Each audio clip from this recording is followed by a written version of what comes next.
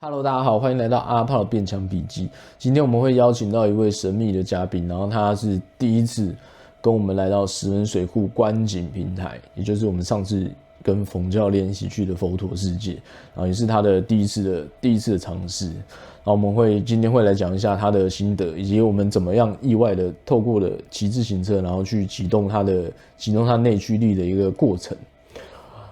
当然这个东西我也还在找啦，然后我今天有稍微就是有透过 LINE 上面，然后稍微询问他一下，我们等一下会进行分享。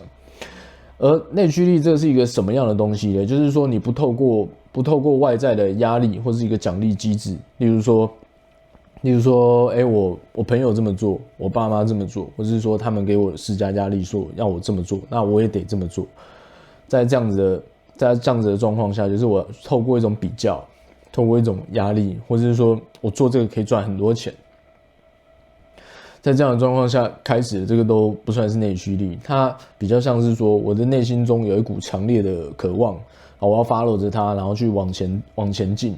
像那个阿诺·施瓦辛格，我在前面有一集提到的阿嬷 vs 阿诺里面，里面就是讲到阿诺的故事，他就是有很强大的内驱力，是他想要离开奥地利，然后去做一位健美先生。他这个就是一个这样子的例子。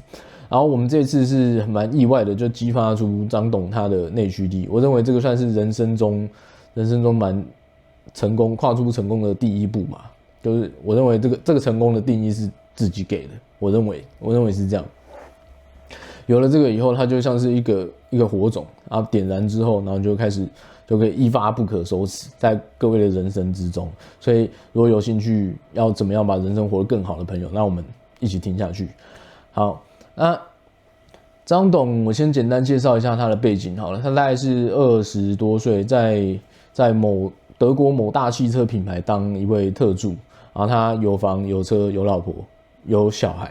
我认为这非常厉害，因为以主计处统计来说，在大专院校2尾税的男子之中，大概有一半以上吧，都是单身。所以我认为他能够达到这一点，算维系着就是以前的传统价值，这个是蛮厉害的一点。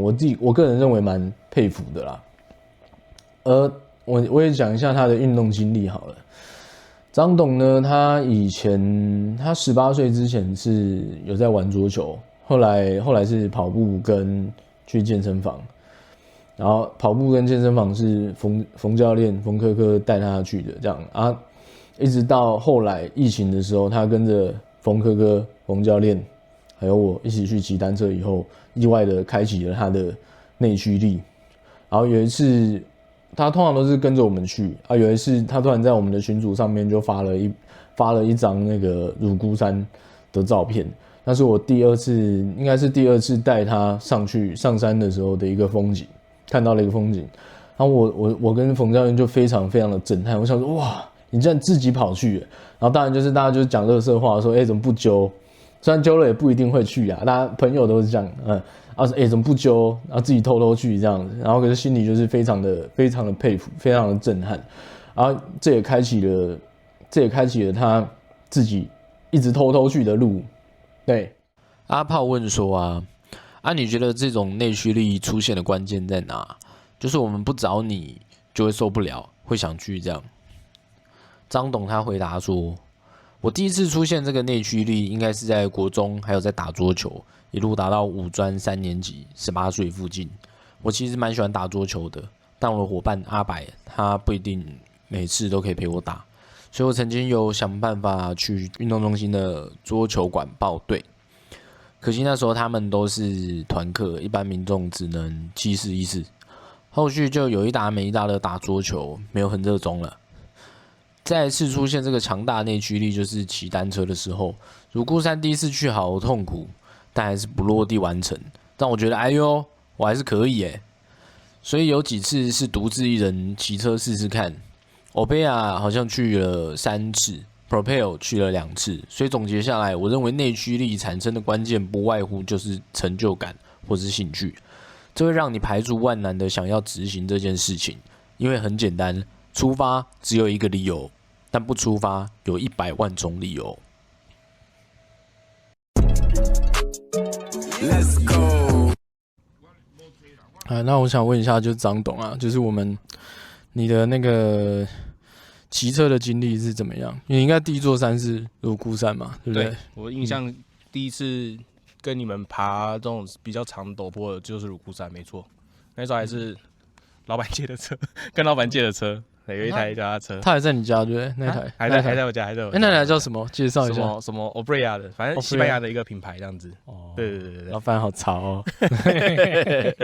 啊，好棒哦，车子好用料好多啊，好赞啊！我记得我们那时候好像第一次是去那个骑比较远，是到那个竹围渔港。我那时候真是完全爆掉，那个虽然都是平路，但是那是我从国中没有骑脚踏车一路到出社会。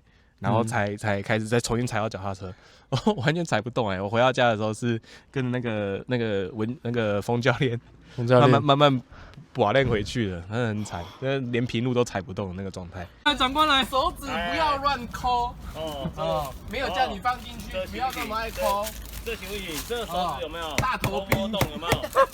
勾摸洞，来，勾摸洞啊！都没有瞄好啊，这都不行。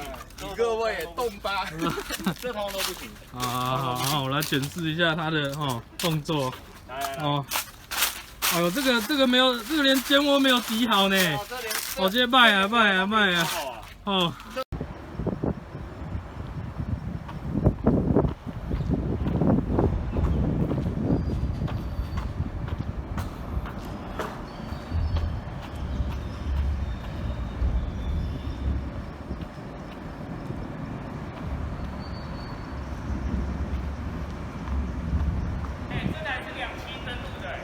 对啊，这是2期的。对啊。看，我刚没看，我看到他履带我就知道。这就是我们那个，这是我们科比美军的。我没有啊，对啊，是啊，他那个海军陆战队就是这个。海陆就是这个，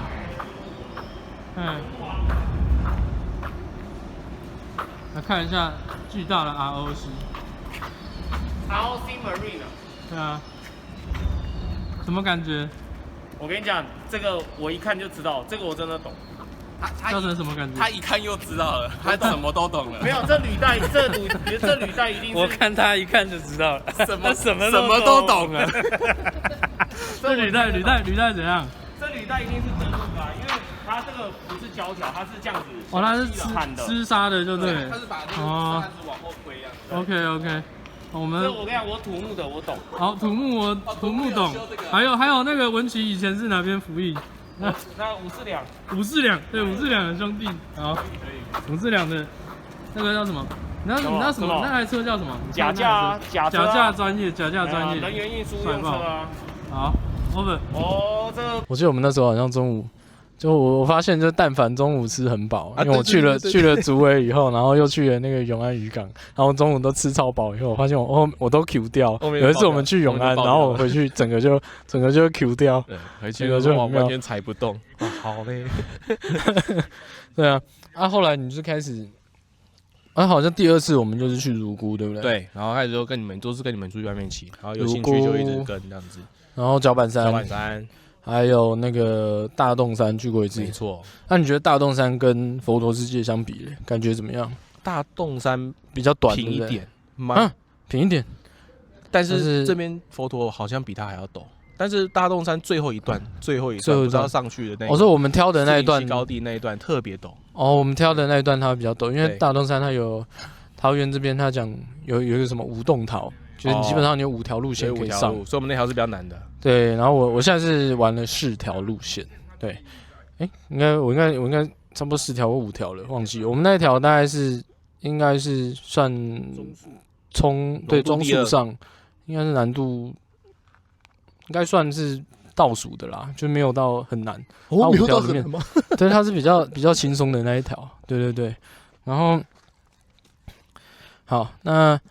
你今天这样上来啊，你觉得相比大洞那一次感觉怎么样？大洞那一次我觉得体验很差，因为我那时候是变速坏掉，我从头到尾是用大盘踩上来的，所以我们要回答说跟上次比起来怎么样的。可是我记得你就后来就换了那个对齿比，对不对？我就把齿比换掉了。然后今天就顺超多，今天就很顺，今天爬坡的时候会很舒服。这样。今天他换了齿比，就跟吃了过期春药一样，非常厉害。不要，掐住嘴巴，让你试一下过期的春药。谢谢。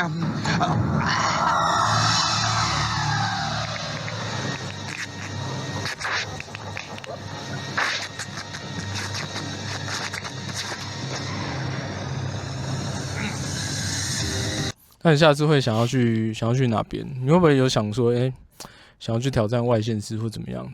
就我们可能上火车，然后去其他地方看看。有一个地方，我其实很想去试看。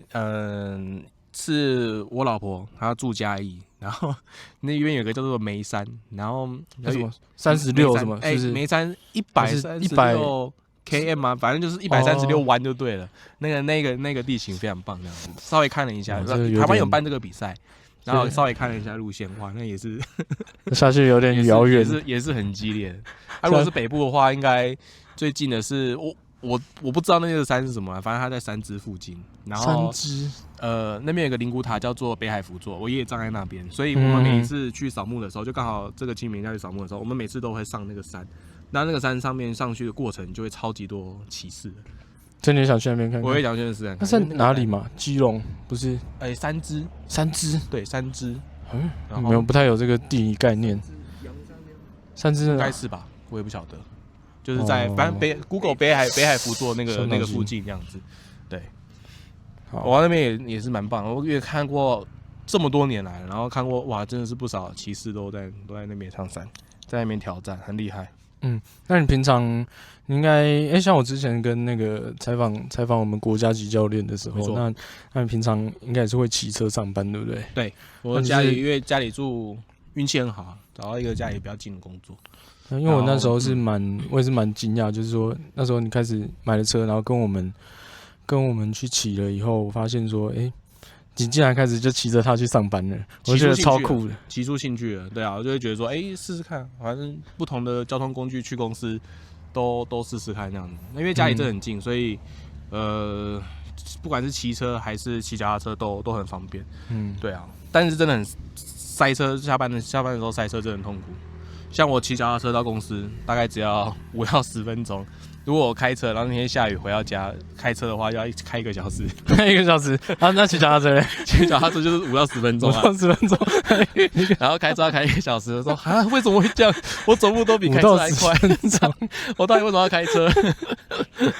那你骑了以后，你开始就养成一个就是骑这种上班的通勤的这种习惯以后，你觉得有没有什么样的不同？身体上的变化？不同啊，对。会，或是习惯上的感觉上的变化。因为我现在有小朋友，然后我们常常都要蛮早起来喂他，然后送他去学校这样子。然后应该最大的不同的感觉会是，其实因为每天上班都很累，然后你骑摩托车去上班的时候，就是那个疲劳感还是会一直持续这样子。但如果是骑脚踏车上班那一天，好像人会就比较提早开机。就我不用到公司再喝杯咖啡，我才有办法开机。就是我可以马上很快进到工作状况，这好像最大的差别吧。就突然比较精神，对，一大早有运动跟没运动的差别，心肺有在跳有启动差很多。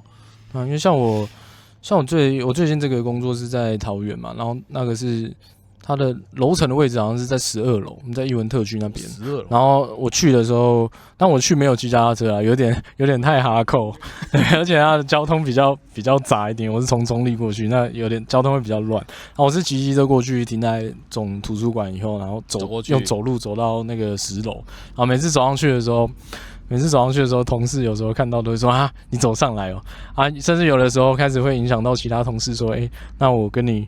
那炮哥，我跟你走一下好了，然后就一起走上去，然后他就觉得说，他就告诉我一个概念说，用走的比较有仪式感，就相比你去按电梯，然后上去10楼，然后他说用走的比较有仪式感。然后我自己也是，就是反倒到后来啊，就是他们发给我的那个公司发给我的电梯的磁扣，我后来都没有用，然后都是用走路的，就是包含中午也是去。也是走下去，走10楼下去吃饭，再走10楼上来。哇！然后后来就走成习惯，走成习惯了。哇塞！他没有走，反正觉得很奇怪。然后还吸引你的同事一起走。对，同事受到我的那个奇怪宗教的影响。这个是炮动啊，这个强者会影响大家，变强教的影响，一起变强啊！太扯了，对。然后我觉得这个东西很重要，就是说，像我们现在大家的工作形态，大部分人是久坐会居多，慢慢的从生活之中去带入一些小小的零碎的一个有氧的时数，有点像人家说，你可以运用零碎时间，搭车时间阅读这样子，你可以运用一个零碎的时间去把你的有氧的时数去把它放进去，多动一点点，然后它的卡路里数就会变高，燃烧的数会变高。对，运动什么？运动零食，对，就是运动零食，就像偶尔我们塞一个薯片一样，就是来个运动零食。